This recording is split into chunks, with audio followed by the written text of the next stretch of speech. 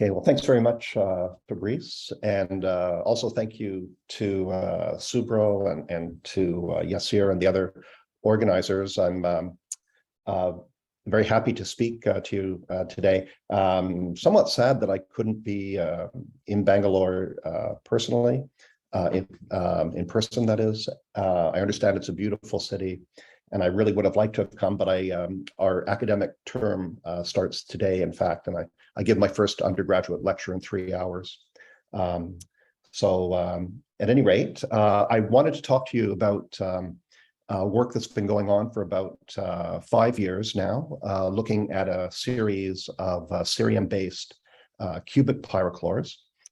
And as I'll describe, these are systems where there's an effective spin-a-half degree of freedom on the cerium site, which has interesting symmetry properties. It behaves as both a dipole, a magnetic dipole, and a magnetic octupole. So that's what I'll be talking about. Because this is a somewhat complicated project that involves material synthesis, advanced characterization, and theory, and it's been going on for 5 years, we've got a lot of collaborators.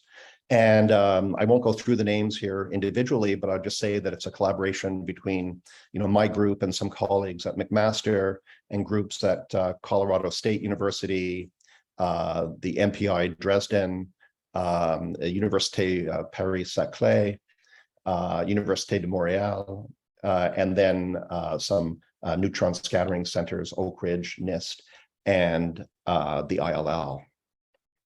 I'm also going to be talking about the pyrochlore lattice, just as Young Back was, although I'm going to be talking about the cubic pyrochlore lattice, so it is not a breathing pyrochlore lattice. All the tetrahedra have the same dimensions. And as you probably know, this is a very common crystallographic phase in nature. There's many pyrochlores. And it's possible to decorate the vertices of these tetrahedra with magnetic moments or with systems that have partially filled F levels or D levels, so you can get interesting behavior related to magnetism. I'm going to be focusing on spin ice-like physics. So, this is the classical spin ice type model, which was first, I believe, introduced in this discovery paper that you see referenced at the bottom. Actually, it's an experimental paper. It's a study of holmium titanate by Harris, Bramwell, and co-workers from almost 25 years ago now. And in it, you've got these dipole magnetic moments, which decorate the vertices of the tetrahedra, and they're constrained to point either into or out of the tetrahedra. So that may seem a little bit contrived, but actually, again, this local anisotropy, which is non-collinear and has this form, is a very natural consequence of crystal field effects. So in this classical model, if we then couple the spins ferromagnetically, of course, they'd all like to point in the same direction, but they can't because their anisotropy directions are all non-collinear. So the best you can do is this 2 spins in, 2 spins out arrangement, which we're very familiar with now. And of course, there's a degeneracy of 6 associated with 4 spins, 2 spins in, 2 spins out on a tetrahedron. And then when you connect the tetrahedra together to fill 3-dimensional space, you end up with this macroscopic degeneracy, which can be strong enough to preclude the formation of an ordered state. This actually has, this magnetic model has the same degeneracy as proton disorder in certain phases of solid ice. And so that's why, of course, it's called spin ice. So this has been around since 1997, and interestingly, about 10 years after the discovery, it was realized that the elementary excitations of classical spin ice actually had a very interesting nature.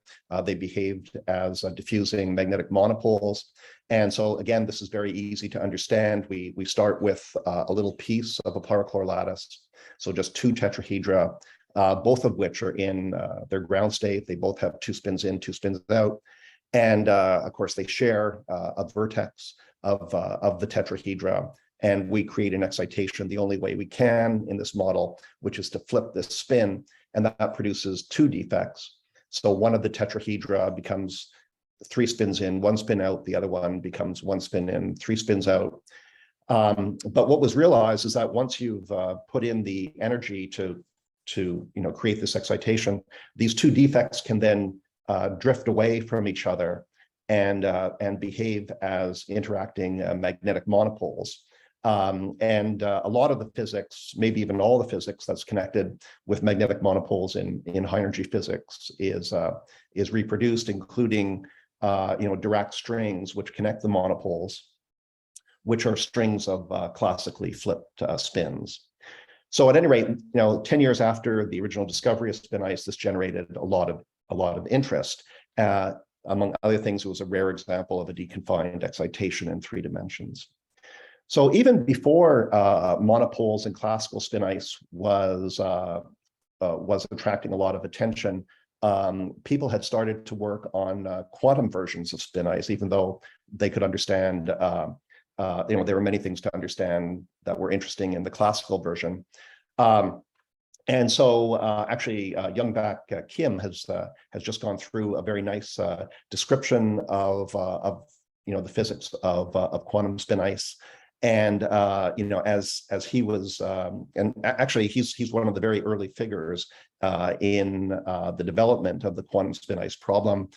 These are at least some of the relevant theory publications, and Young-Bak and collaborators were there at the very beginning. The second paper here is theirs.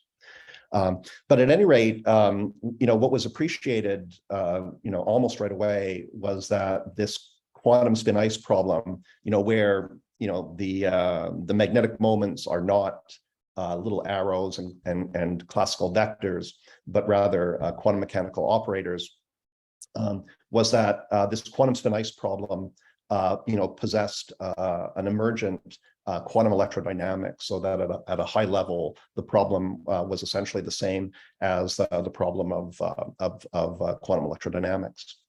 And one of the consequences of this was that the elementary excitations in the quantum spin ice magnetism problem, mapped on to the elementary characteristics of quantum electrodynamics. And so magnetic monopoles still survive in the quantum version of the spin ice problem, just like they were present in the classical version, and they're still gapped excitations. They're the highest energy excitations that are present in the problem. They're gapped and right. So they have the same sort of physical interpretation in terms of these 3 spins in, 1 spin out defect. But you get more than that. You get another set of gapped excitations, which are lower in energy, which are referred to as either bosons or electric monopoles. Okay, and then the lowest energy excitations are actually gapless, and they are photon excitations, which disperse linearly. Their energy is linear in the wave vector. So in that regard, they behave, just like real photons, and just like real phonons as well. Their dispersion relation is the same as acoustic phonons. But were they to be observed by, say, neutron spectroscopy, these emergent photons would have the very interesting property that their dynamic structure factor actually decreases as you go to lower energies and vanishes at the magnetic zone center. So this is the exact complement of the dynamic structure factor that you measure for acoustic phonons, where the strength of the acoustic phonons just gets stronger and stronger as you go down in energy. So quantum spin ice has been well developed theoretically now for something like 15 or more than 15 years. And it's generated a lot of interest experimentally. And our interest in this particular problem was really piqued up by this paper, this experimental paper, which appeared in 2015. It's from the PSI group. And they were studying a particular polycrystalline pyrochlore sample, which is cerium-2, tin-2, oxygen-7. And so in this case, it's the cerium site that possesses, if you like, the magnetism or the effective spin-1/2 degree of freedom, and it originates from a single 4f electron in that shell. And actually, what they were reporting was relatively simple. It was simply the absence of any evidence for a phase transition, and that's the 0th order requirement, for some quantum disordered state. Of course, there are other reasons why you may the system that you're studying may not show a phase transition, like you may not be at low enough temperature, for example. But at any rate, they did magnetic susceptibility measurements and also USR measurements that showed no evidence for a phase transition, and they were able to estimate a Curie-Weiss temperature that was around 1/4 of a Kelvin and antiferromagnetic. Okay. So that's what drew our attention. And my group has been working in the area of pyrochlores for actually more than 30 years. And this is a very large body of materials. Nature really likes this structure. So there's many of these systems that one can look at, and we've been trying to make our way through a certain family of them. And the family that we've been studying is this family of rare earth pyrochlores that have the chemical composition A2B2O7. And the A site, if everything is stoichiometric, the A site is occupied by a trivalent rare earth ion, and the B site by a tetravalent transition metal ion, typically. So either or both of these can be magnetic. Either, both, or neither of these can be magnetic. There's enough to go through all possibilities. And actually, what's interesting is that both the A site and the B site independently reside on this network of corner-sharing tetrahedra. So there's if you like, a pyrochlore sublattice that corresponds to both the A site and the B site, and they interpenetrate each other. And so in this case, both zirconium 4+, which is the system I'm going to talk about, and tin 4+, they're both actually non-magnetic.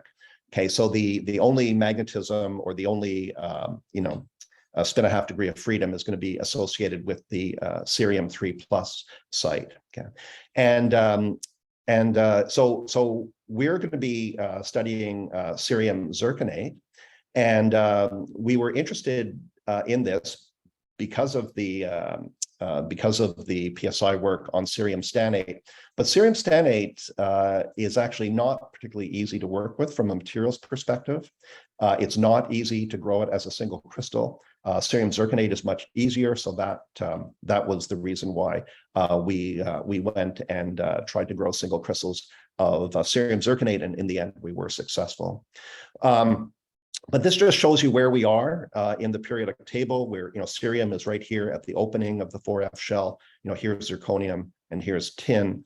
And as I was mentioning, it's a bit of an exaggeration, but only a little bit, to say that you can almost take any rare earth ion and stick it into the A site in this in this ratio, and you'll get a pyrochlore structure.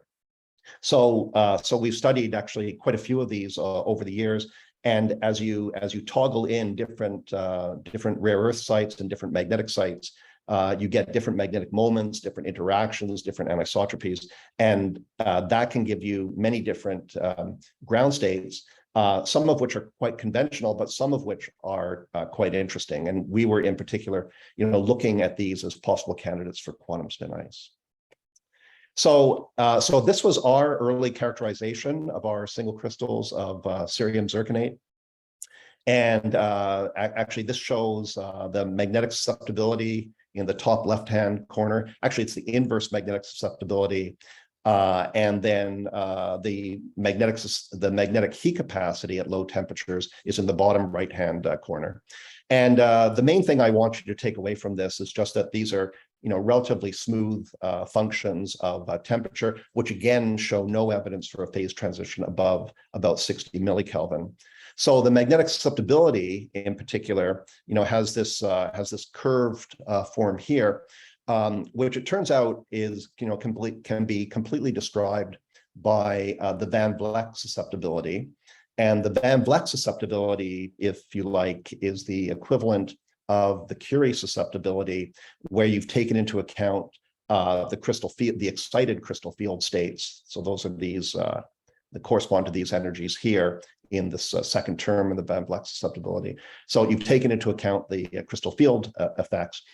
But in order to do that, you have to know what the crystal field energies and wave functions are. And so I'm sort of showing you the answer here, and then I'm going to show you how we got that.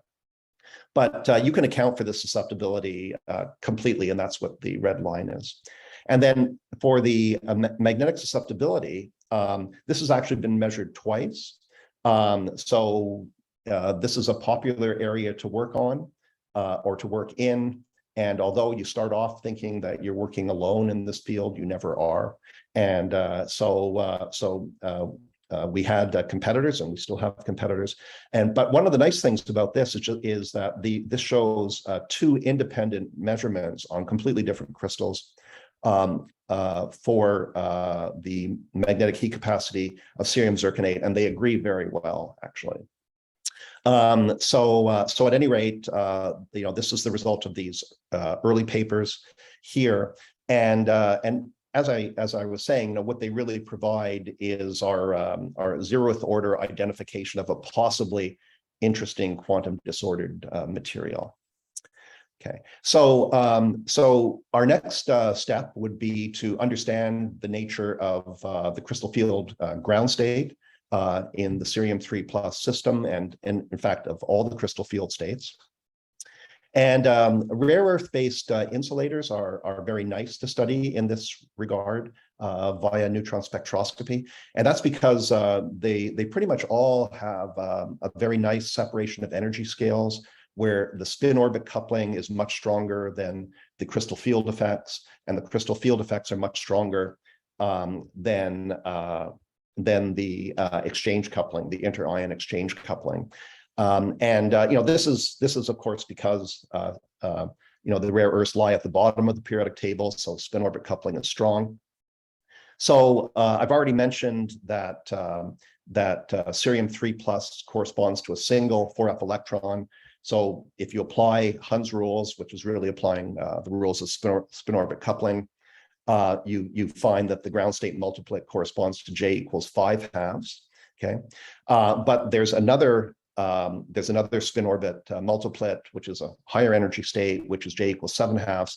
And because you're at the beginning of the rare earth sequence, the gap between these two is relatively small, but it's still about 250, 300 millielectron volts. And then, so the strength of the spin orbit coupling is, of order this gap, which is 250 millivolts.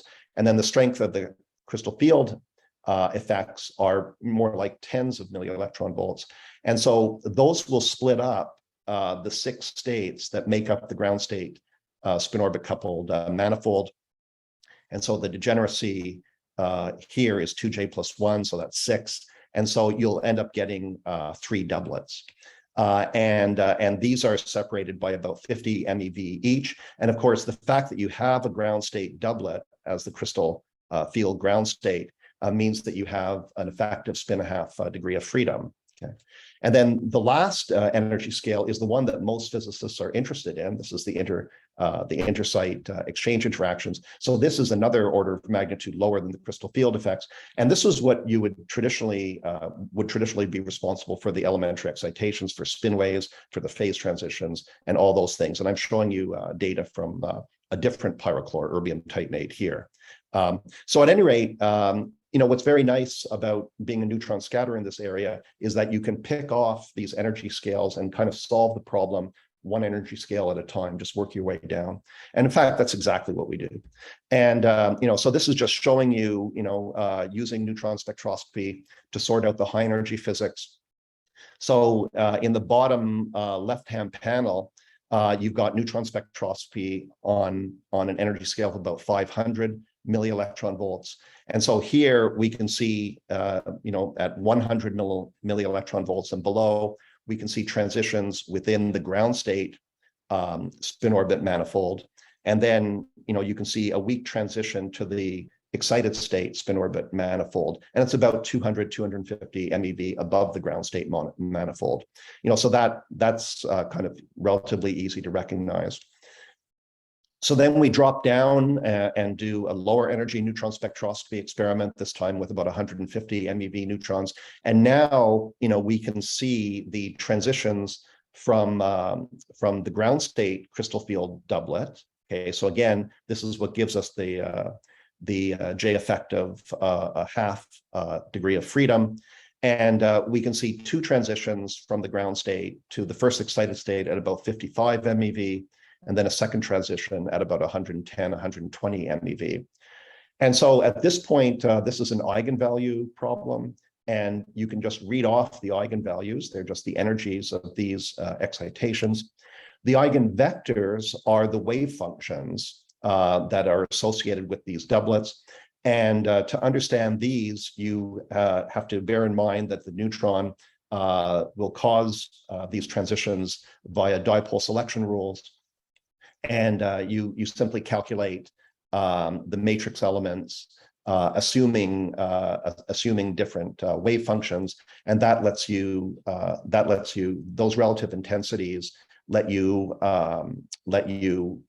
constrain the makeup of these wave functions, so you actually get the wave functions. And you've done it right if, when using these crystal field wave functions, you can go back and calculate the Van Vleck susceptibility, and you can account for your data. So anyway, so there's something interesting happens in this case, and it's partially a consequence of the fact that J is 5/2, so it's relatively small to begin with.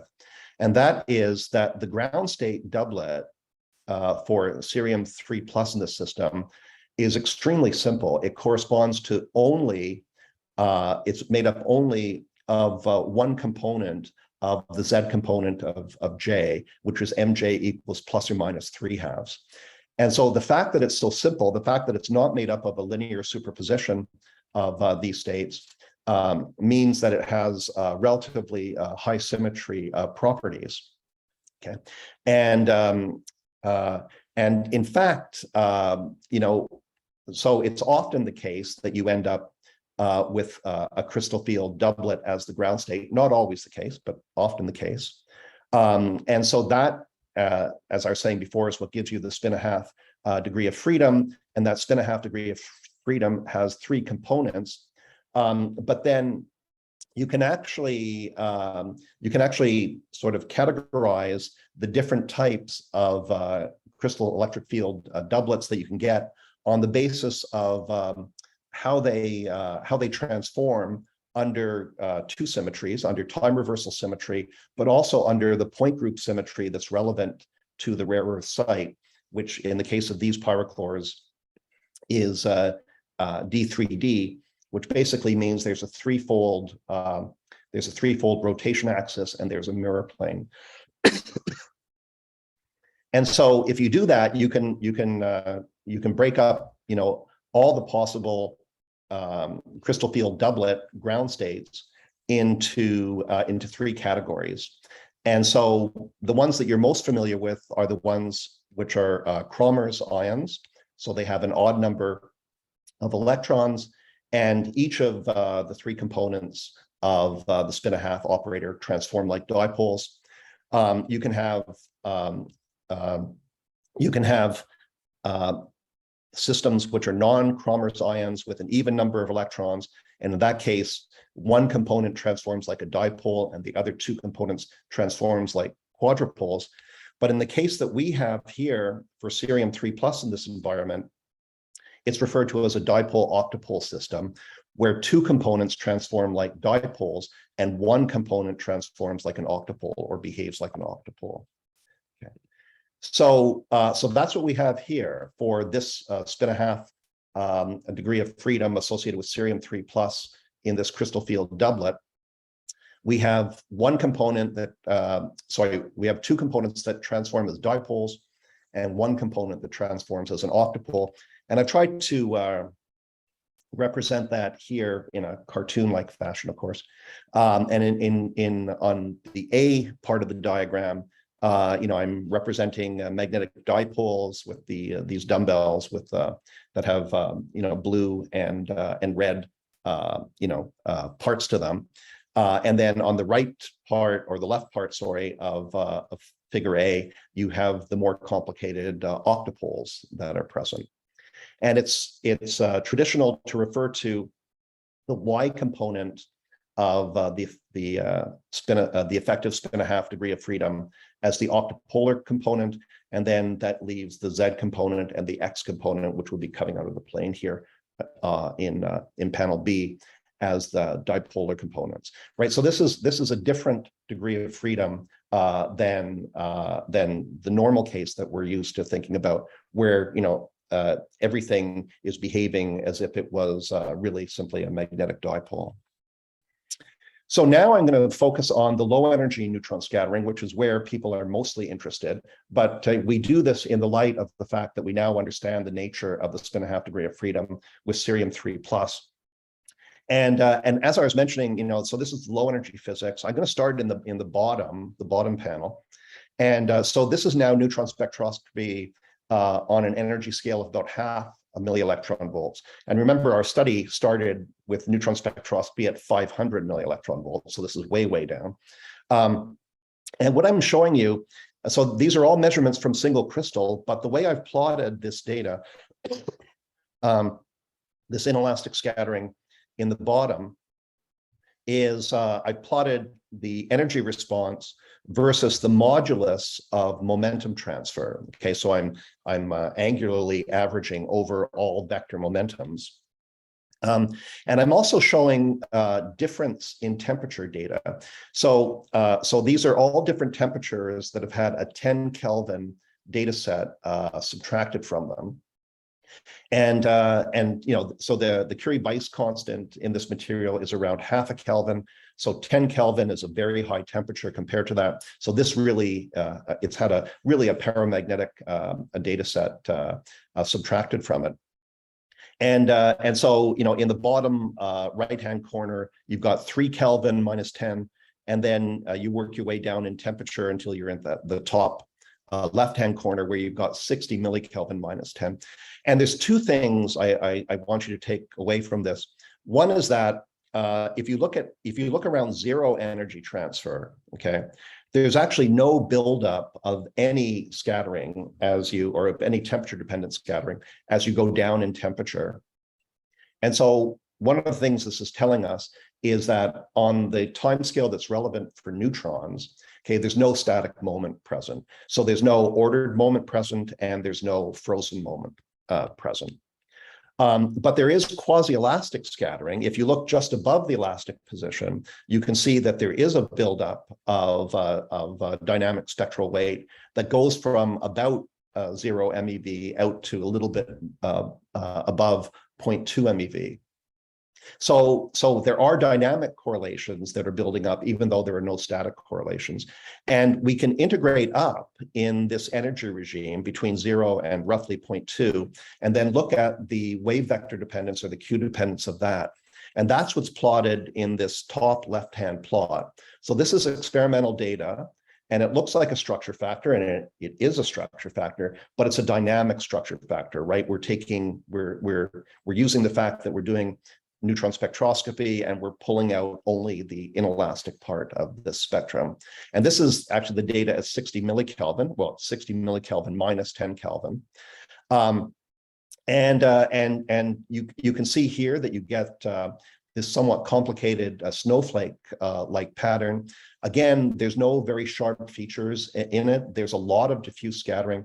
So there's a lot of spectral weight that's extended over entire Brillouin zones. Because we're thinking about spin ices a lot, both classical spin ices and quantum spin ices, we can compare this measured dynamic structure factor with appropriate structure factors for classical spin ice that's shown in the middle here, and for at least one version of quantum spin ice, which is shown over on the right-hand side. And actually, the both calculations for spin ices, show these very nice pinch points, very beautiful pinch points. And Youngbak Kim showed very nice pinch points in his talk earlier as well. So these are a characteristic of spin ices. And what they are they're regions where you have very blobby structure factor features, and they sort of come together and kiss at a particular high symmetry point. And in classical spin ice, actually also with this version of quantum spin ice, you get these pinch points both along the OOL direction in cubic reciprocal space and along the HHH direction in cubic reciprocal space. Okay, and actually we see something in our data that resembles a pinch point, okay, but it's broader than the pinch points that are calculated either classically or at least in this quantum version. It's somewhat broadened, and it's only present in the OOL direction. It's not present in the HHH direction. So, but they all kind of look a little bit like snowflakes. So they have similarities, but they certainly have differences as well. And we can actually do a more sophisticated version of this structure factor experiment. And that is, we can use the polarization of the neutron, and we can separately look at the structure factor when the neutron spin is flipped and when the neutron spin is not flipped. And those are referred to as spin flipped and non-spin flipped structure factors, or scattering. And so these were measurements that were taken relatively recently on, I'm showing you a comparison between cerium zirconate, our new measurements on cerium zirconate, and also holmium titanate. And holmium titanate, the original discovery paper for spin ice was an experimental paper on holmium titanate. And this work by Fennell et al., came, more than 10 years later. They got, these really beautiful results in both the spin flip channel and the non-spin flip channel. And what they saw in the spin flip channel was, almost an exact replica of what was expected theoretically for classical spin ice, with these beautiful pinch points in both the OOL directions and the HHH directions. But then in the non-spin flip channel, they also had interesting diffuse scattering, which is referred to as zone boundary scattering. And you have diffuse scattering that's extended out along the zone boundaries that are appropriate to the underlying FCC lattice. So that was more than 10 years ago. Holmium has a magnetic moment that's almost 10 Bohr magnetons. So this is, not to take anything away from these guys, but, this is actually a pretty easy measurement. And we're doing the same measurement now on cerium zirconate with about a factor of 10 less moment per rare earth site.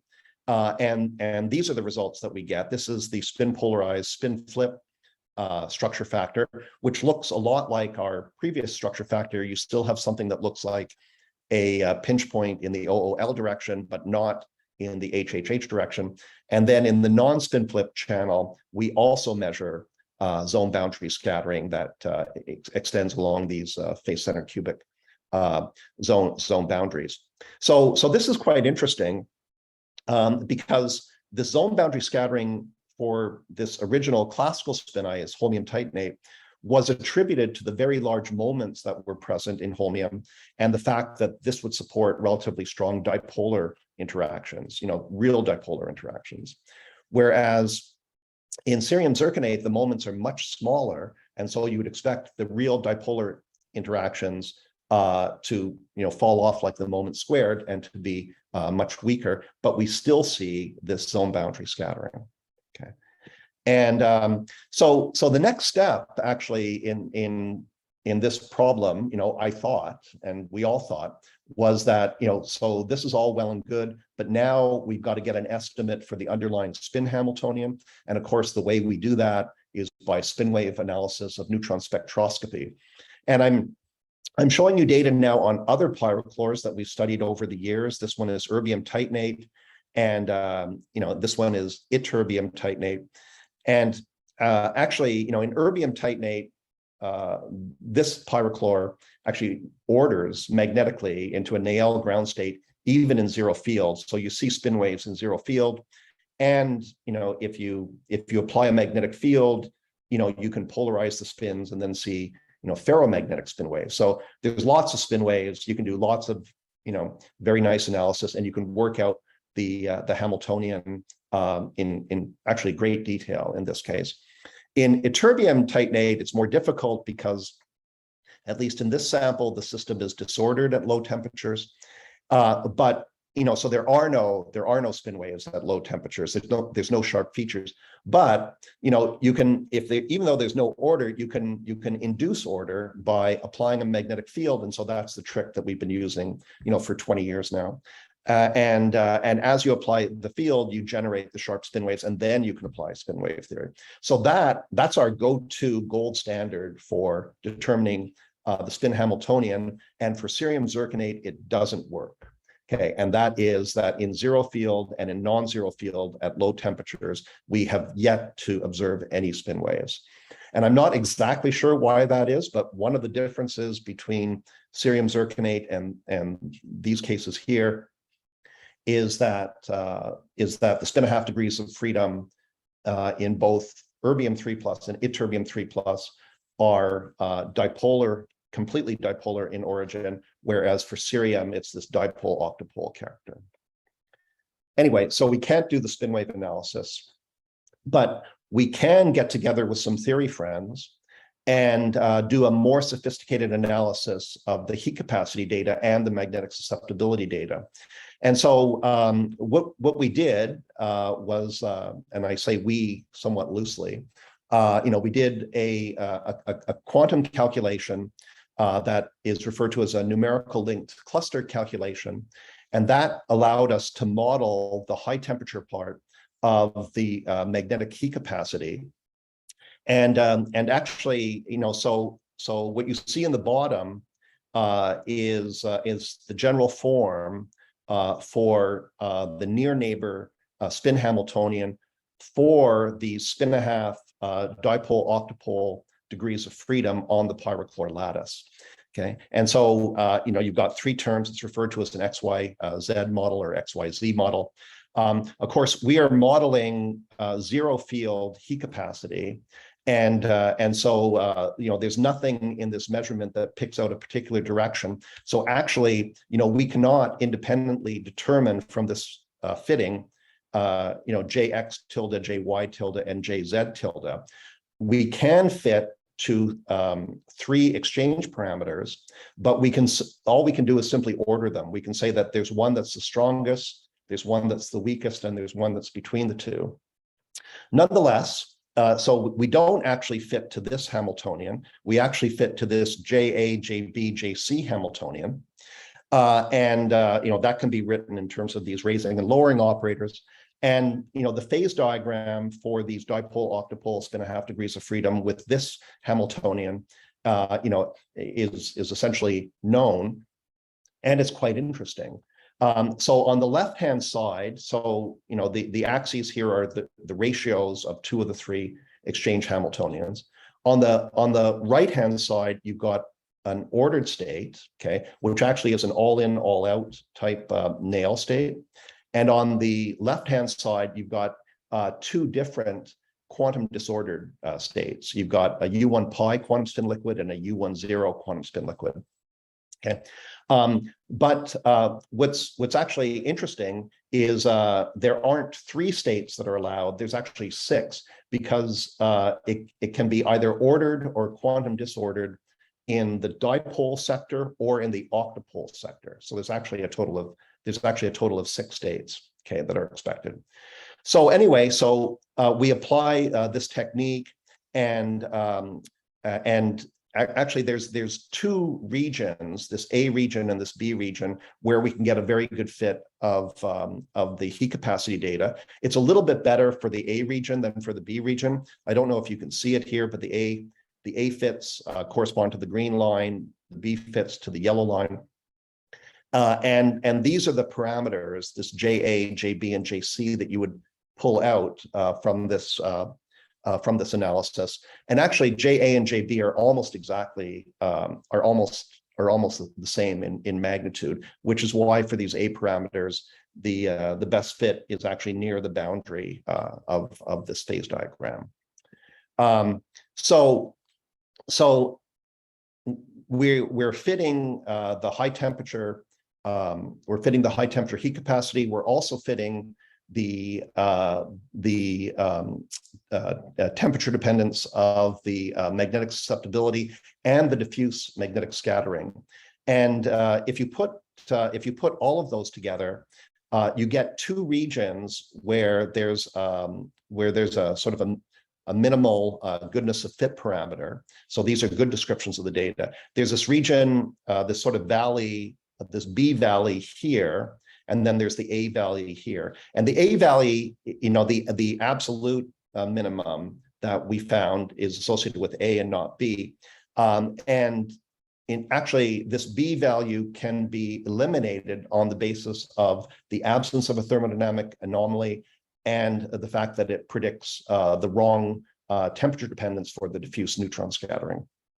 So actually, our bottom line from this sort of analysis is that the best fit description of our data, you know, places cerium zirconate, you know, somewhat squarely in the U1 pi quantum spin liquid part of this phase diagram.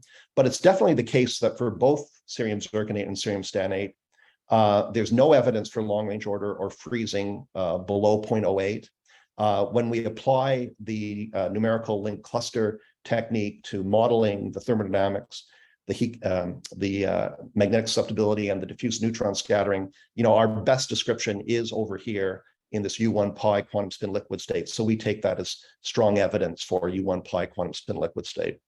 And then the last thing I'll talk about, you know, might strike you as something odd thing to finish with, but it was something that we spent a lot of time on, so I'm going to tell you about it.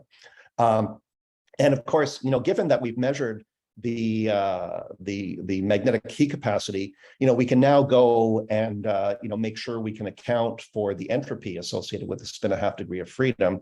And you know, of course, you know that, you know, we've got to end up accounting for R log 2 in entropy.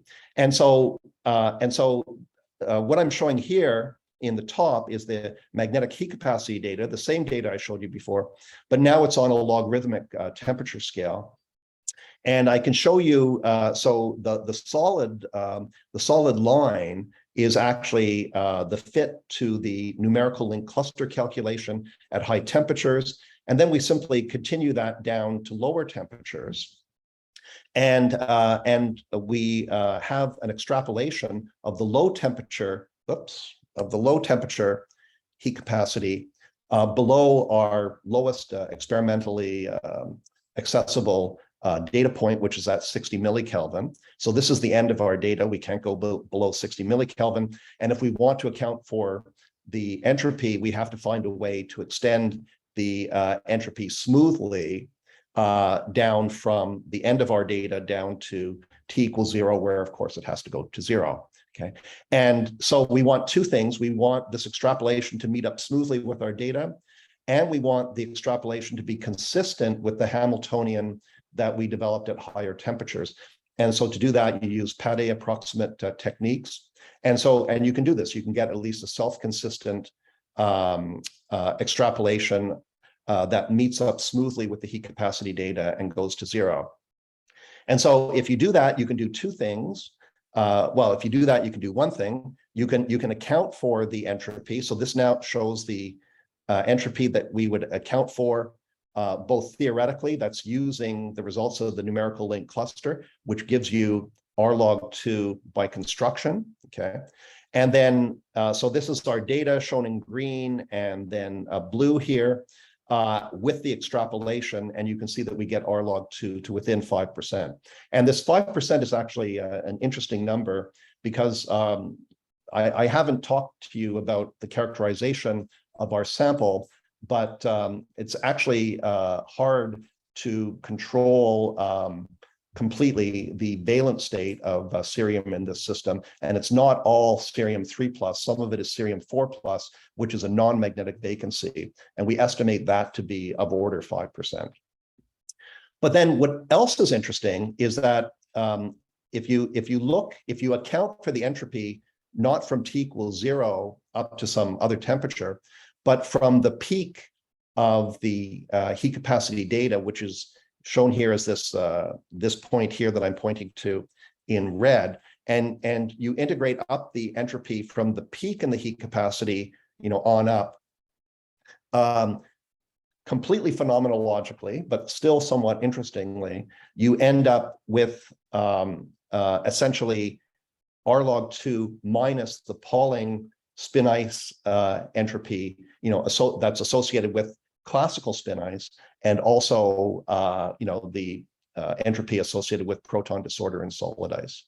So that's simply an observation. It may or may not have any real significance, but it's interesting, and this whole exercise just tells us that I think we have a fairly good handle on the entropy. So with that, I'll just once again, I'm not going to thank all our collaborators. I'm just going to put up pictures of the more photogenic ones, which are the younger ones. And I'll give you these references. Everything I've talked about is contained in these last two references, really. And then this is a review article that talks about our general approach to these types of problems. So I apologize, Fabrice, if I've run over time. So thank you for your attention. Thank you very much, Bruce. So we can take a question, maybe Ludovic. You have a microphone. Yeah. Thank you. Yeah, okay. Hi, Bruce. Hi, Ludo. Yeah. I will have, well, maybe two questions if I have time. So if I understood the picture at some point, you showed the picture where you had the coexistence of the dipole and the octupole moment with right. the, and I was wondering, would it be possible that the broad pitch points, or the broad pitch points you see in the structure factor, could it be related to the fact that if you have coexistence of both of them, that the neutrons don't see the divergence free condition because it is hidden by the presence of some octupole moment at some corners, and that the remaining dipole moments that they see have a finite, break divergence free condition, and so gives a broadness to the pinch points. Right. Yeah. So that's that sounds perfectly plausible to me. If you look at the calculations for classical spin ice and quantum spin ice, the features tend to be somewhat broader and more diffuse in the quantum spin ice calculations, but the pinch points really aren't. And actually, going back to Young Bak's talk, just before my talk, when he was showing pinch points, he was showing quite sharp pinch points as well. So it does seem that the octopolar degree of freedom is making sharp features in neutron scattering experiments, difficult to see. In the case of spin waves, maybe impossible to see. So something along the lines that you were talking about, sounds very plausible. Of course, what we would need is a theoretical calculation to compare to. Well, this is probably a good audience to say that too. Okay, that's true. If I may, I have just another quick question. So here you showed very nice inelastic data, and you showed afterwards, I think it was equal time neutron scattering for like HHK plane. Right. Do you have like a HHK plane at finite energy, at finite omega, to see how the pinch points or absence of pinch points evolve with omega? Yes. So in principle, we have that data, but I don't have it in a particularly accessible form. And I should also say that this scattering, so the scattering that I'm showing here it's actually very weak. And it's weak for a good reason. It's weak because the moment is actually small. It's just over 1 Bohr magneton. Yeah, so it's not so different from measurements on copper, for example, in terms of the strength, the overall strength of the scattering. So in order to see these sorts of features, you have to integrate up over a fair bit of the response in energy, so it just means that our resolution then becomes relatively poor. So we do have full 4-dimensional data sets, which I'm not showing here. And in fact, we're still sort of sorting through, what we can meaningfully pick out from these.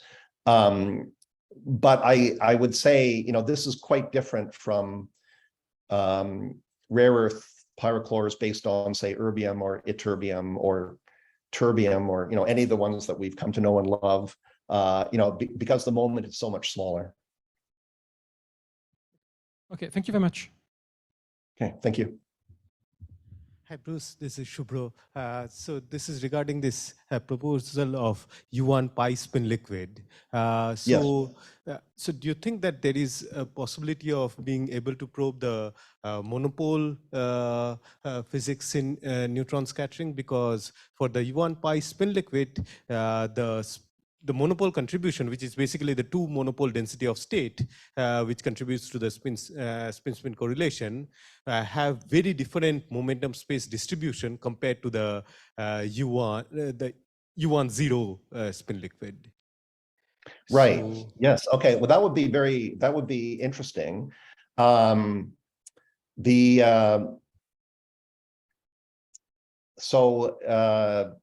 Yeah, I mean, if there were features that were, clearly different in U1 pi and U1 zero, it would be very nice to look at these.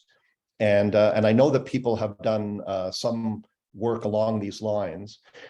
The only thing I would say is that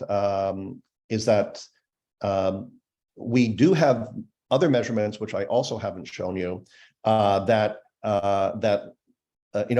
mentioned before that there's no evidence for spin waves in either zero field or non-zero field. Okay, but that's not to say that there isn't diffuse inelastic scattering in both zero field and non-zero field, and it's not the same in both of them.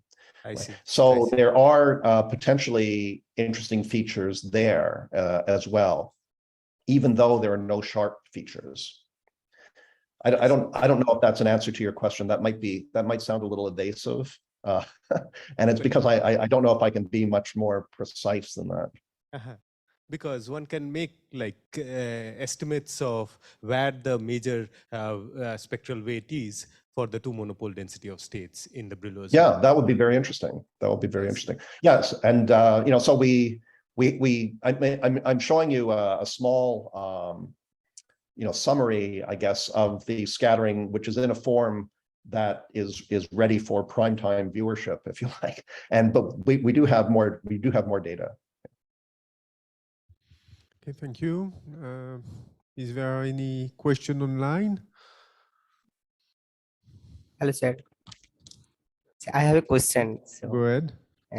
sir, when you are calculating magnetic specific heat, so you have subtracted the non-magnetic analog of the cerium zirconium and that compound. So is there any possibility of nuclear contribution? So did you take into account that? Yes. Yeah, that's a good point, actually. So I'm just trying to find it here. Yeah, you can sort of, so you can see the contribution, the phonon contribution is definitely 0 at these sorts of temperatures. It's 0 below about 10 Kelvin. But you mean like a nuclear Schottky type feature, right, at very low temperatures. And there we did do measurements on. It's not shown in this figure. We did do measurements on lanthanum zirconate to lower temperatures, and but that, of course, might have a different, given that it doesn't have the cerium nucleus, that's also possible. But there's no evidence for it. It's not like, there's another big rise at low temperatures, for example. And these heat capacity measurements have been done twice on 2 different samples by different groups.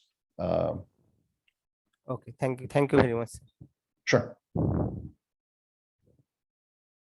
Okay, thank you. Maybe I think we should stop the session now. Well, a bit late, to say the least. So thank you again, Bruce. My pleasure. Yeah. And have a good day.